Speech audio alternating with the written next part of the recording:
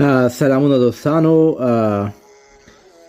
یو شپږ لغتونه زده کوو. مهم لغتونه دي او هغه لغتونه دي چې موږ او تاسو روزمره ورسره په آلمان کې مخامخ کیږو. دوستانو، کله چې موږ وایو مطلب تیز ته په آلماني ژبه باندې وایي شنل. بیا د دې ضد لغت چې دا موږ سره سلو ته په آلماني ژبه باندې وایي لانګزم.